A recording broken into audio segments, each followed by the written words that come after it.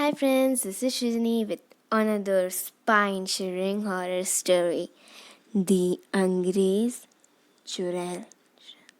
So, keep listening with me and enjoy the Angrez Churail. Sadhu, I am coming.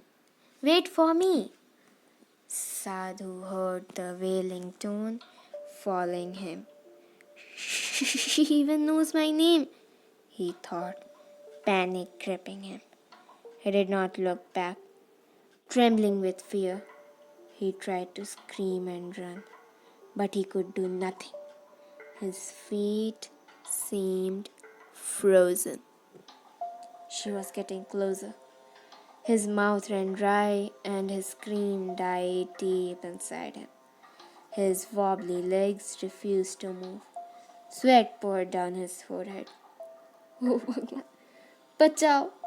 I will offer 101 rupees to Ma Bhagwati. Sadhu wept silently. Sadhu, wait!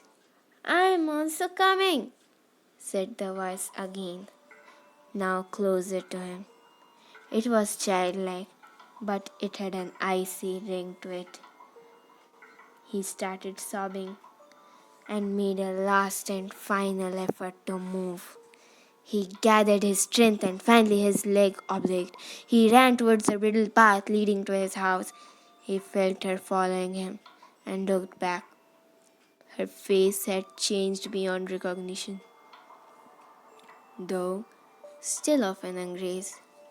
It was distorted and certainly not human. Now he screamed and in a fit of horror ran blindly. The thing, crying and laughing at the same breath, was nearing him. He felt her at his back, almost at his heel, but this time he did not turn.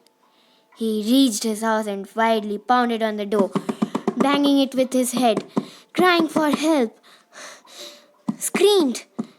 He fainted when the door opened.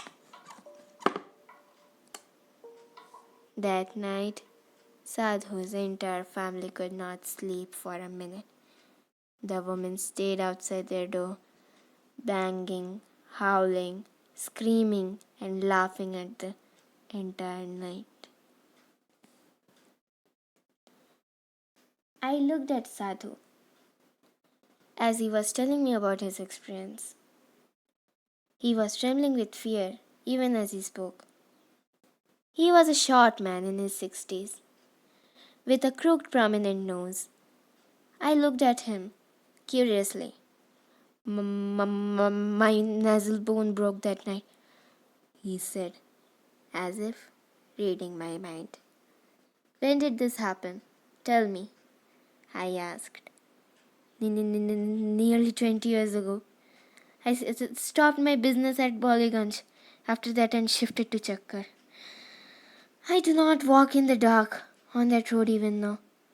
It was a moonless night, I remember, he said.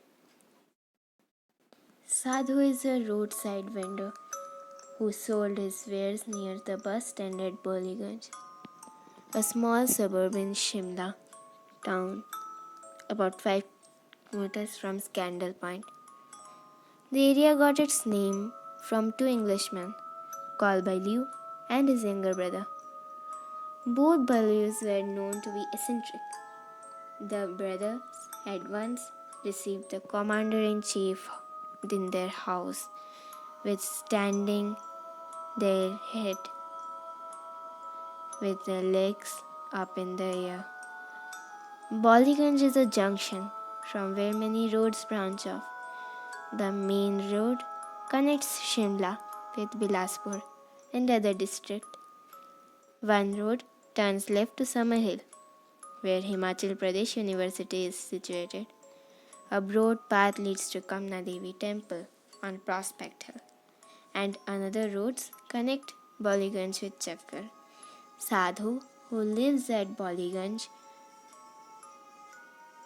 took every road that night after work, had to pass through the thick conifer and oak forest. The evening was like any other. There were very few people around Boliganj, and the vendors were beginning to pack up their wares for the day. Sadhu had not started packing up his stuff as he was waiting for the last bus.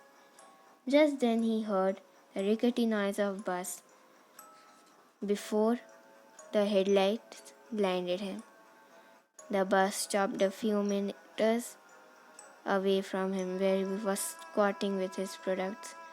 The other vendors did not stop packing up, though they looked expectantly towards the passengers.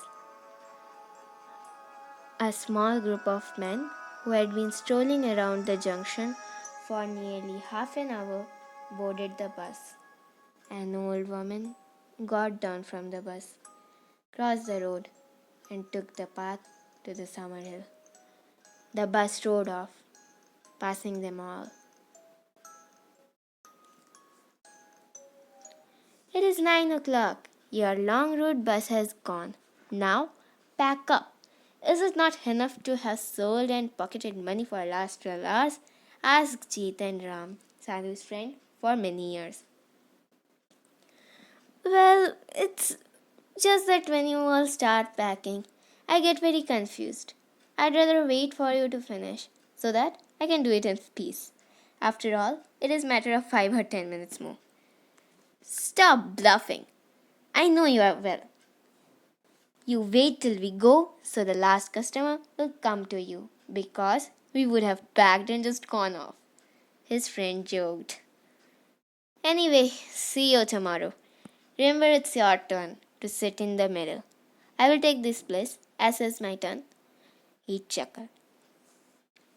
They had been rotating there since, though it hardly made a difference as far as business was concerned. It was a good arrangement physiologically. Both of them felt that the person sitting nearer the bus stopped attracted more customers. In another 5 minutes, Sadhu had also packed his stuff and adjusting the 15-kilo tokra on his head. He started off. He was one of the few lucky ones to have a room close to a place of business. A mere 15 minutes walk. The house had belonged to his elder brother, a bachelor, and it had passed on him when his brother had died. The path was shrouded in darkness. There was a slight October chill in the air, balancing the tokra on his head. He pushed his hands to his pajamas pocket. Sadhu knew every curve on the road. He had walked it twice a day for more than 2 decades. In a few minutes he reached the 3 huge water tanks. He heard the gurgling and thumping sound of the water hitting the bottom of the tank. Sadhu stopped to adjust the weight on his head when he saw 𝙬𝙀 a few meters ahead of him. Surprised, he looked intently into the darkness. There was no doubt. Someone was walking in front of him. But perhaps it's someone I know, he thought, and quickened his pace. As the distance between them reduced, he realized that this 𝙬𝙀 belonged to a woman. What was a woman doing along on this lonely track? He wondered. Where are you going? All alone in the night, he asked softly, so that his voice might not frighten her. There was no response. Where do you want to go? I am also going this way. My house is nearby, he said again. Still, there was no reply. Annoyed, he tried again. Look, I am trying to help you. It's very unusual for a woman to walk alone late in the night. It do not have any other motive. I am a family man. Silence again. By now, Sadhu was walking alongside her. He could hear the shuffle of her feet. Something about the sound struck him as odd as he looked down. He could still see her feet even in the darkness. They were very thin, white, and bony. She was not wearing any slippers, and she seemed to be dragging her feet as she was walked. He thought there was something wrong with her feet, but could not make out exactly what it was. All of a sudden, Sadhu realized that was wrong with him, with them, and his mouth went dry. He started trembling as full meaning of whom or what he was walking beside sunk in. He knew about churails from his friend, and the way one could identify them was their feet were turned inwards. Terrified, Sadhu looked at the woman's face. It was beautiful, and she was an Angrez. He was trying to figure out what to do when he heard her say, "Sadhu, take me with you." So this was a story. The Angrez Churail will be coming up with more horror stories, spine-shivering stories, and comedy stories. Till then, keep listening.